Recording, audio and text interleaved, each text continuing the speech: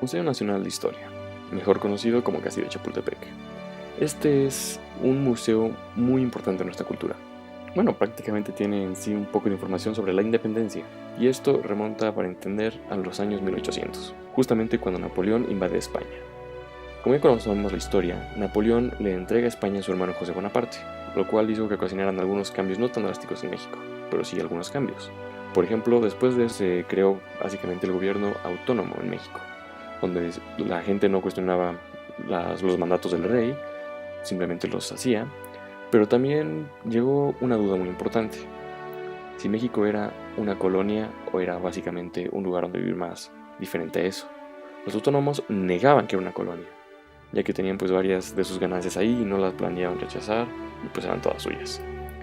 Obviamente todo eso tuvo que llevar a algún lado, y en 1810 la gente empezó a seguir a Miguel Hidalgo en Querétaro. Básicamente él veía por los indios y decía que iban a arrebatar las riquezas de los españoles. Todo esto después llevó a la rebelión. Debía de comenzar a principios de octubre. ¿Por qué? Pues básicamente era el plan que se tenía. Pero tras ansiedad de hacerlo desde antes, el grito de Dolores, como así se conoce, se dio el 16 de septiembre, ya como todos conocemos, en 1810. El programa de Hidalgo pues básicamente veía por los indios, aboliaba la esclavitud y básicamente pues veía por todos en cierta forma. La revuelta es lo que siguió. Atrás de Miguel Hidalgo iban 60,000 y en octubre, para ser exactos, el 17 de octubre fue cuando tomaron la ciudad de Valladolid. Como fue pasando el tiempo, las tropas fueron creciendo, pero a la vez iba perdiendo sus mismas tropas. Hidalgo perdió alrededor de 200 hombres, dicen los libros. Después Hidalgo y Allende pues se juntaron de cierta forma y dividieron sus fuerzas pues para atacar o para tener mucho más, una forma más completa de atacar y todo eso. Finalmente, como ya comenté, pues de nuevo se fue cayendo la cantidad de gente que iba atrás de ellos. Bueno, esto nos lleva a José María y Morelos. Tenía un programa de independencia un poco curioso. Pues era un sistema parlamentario, reformas sociales, lo cual no era nada del otro mundo, pero lo había escrito Miguel Hidalgo, pero no era algo que se acostumbraba a ver en esa época. Bueno, también esto, en 1813, José María y Morelos toma Acapulco, básicamente para tener más gente de donde ir a atacar a dicho gobierno. Estandarte de Miguel Hidalgo y Costilla. En el santuario de Totonilco, Miguel Hidalgo tomó un lienzo de la Virgen María de Guadalupe y lo colocó en un asta, lo cual formó el primer estandarte para abanderar el movimiento rebelde. Cuando los insurgentes fueron derrotados en San Jerónimo Aculco, Félix María Calleja tomó aquel estandarte como trofeo de guerra.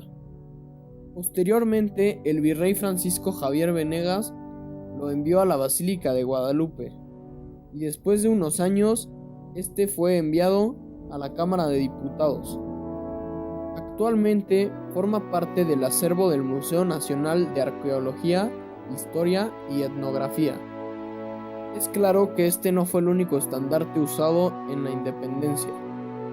Algunos de los otros estandartes son el estandarte de la Ciudad de México, la bandera del Batallón de las Tres Villas usada por el Ejército Trigarante, el estandarte del Cuerpo de Caballería de Zacatecas usado por los insurgentes, el doliente de Hidalgo y por último la bandera de Aculco, que fue pertenencia de José María Morelos, y de ella solo se conservan fragmentos, aunque como antes lo señalaba, la que principalmente se usó fue la de la Virgen María de Guadalupe.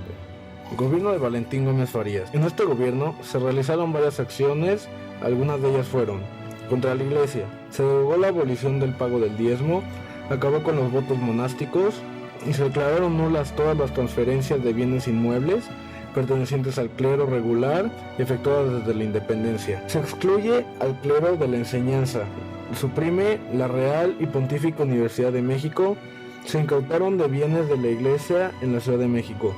Contra el ejército se redujo el tamaño de este, se abolió la pena capital en los delitos políticos. Santana regresó a la Ciudad de México, desconoció a los yorquinos, cambió de partido y echó a Gómez Farías en 1834. Santa Anna asume la presidencia y dejó de lado las reformas de Gómez Farías. Un congreso aprobó modificaciones a la Constitución de 1824 e implantar una república centralista.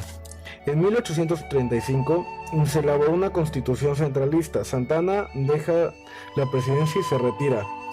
Texas se negó a aceptar el centralismo y se levantó en armas. Santa Anna lucha contra los tejanos en San Antonio. Texas decreta su independencia para 1836, constituirse en una república. Gana Santa Anna en el Álamo y pierde en San Jacinto, y regresa a México y se refugia en su hacienda de Manga de Clavo, Veracruz. México logró que España y la Santa Sede finalmente reconocieran la independencia de la nación a finales de 1836. El Congreso aprobó una constitución centralista. Se alargó el mando presidencial de 4 a 8 años y Bustamante había vuelto a ocupar su cargo como nuevo presidente. La invasión francesa de Veracruz en 1838, con el objeto de lograr una compensación por los daños sufridos por un francés, dio a Santa Anna la oportunidad de volver a ganarse la estima popular.